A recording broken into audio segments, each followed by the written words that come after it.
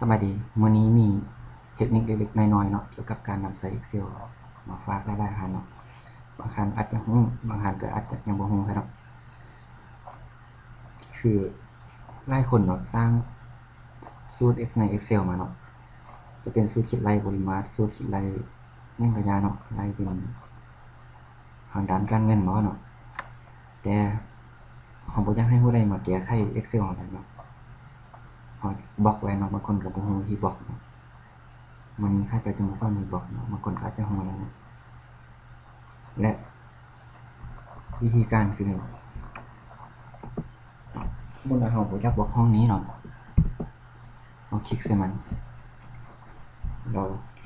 กดคอนโทรลเนาะในคีย์บอร์ดเนาะแล้วก็เลข1เนาะเราเข้าไป protection ติ๊กออกเนาะติ๊กล็อกนี่ออก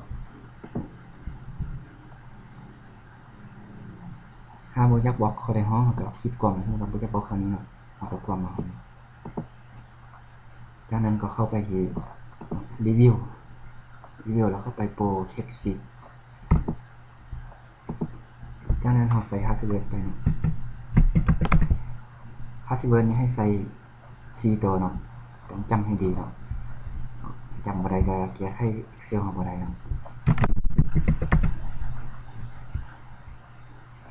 อันนี้คือว่าเป็นการบล็อกเรียบร้อยแล้วเนาะสำเร็จแล้วเนาะมาคราวนี้ก็คือว่าเป็นการบล็อกคือว่าสำเร็จลองคลิกเข้าไปเบิ่งเนาะบ่มีผู้ใดมาแก้ไขข้อมูลอะไรเนาะได้แต่ห้องเดียวให้ใส่เนาะเพราะว่า Excel ตัวนี้เนาะเปลี่ยนห้องเดียวมันจะรันอยู่หมดแล้วเนาะก็จะทำสูตรให้หมดแล้วตัวอย่างให้เจ้าเปลี่ยนตัวนี้เป็น50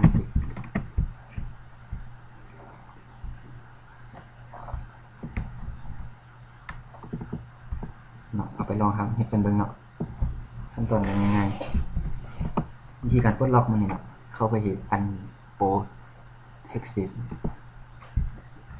พาสเวิร์ดไป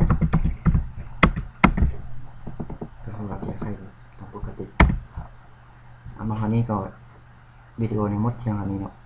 ขอบใจที่ติดตามชมมีเคล็ดลับดีๆจะมาบอกกันใหม่เนาะวิดีโอนี้ก็หมดเพียงเท่านี้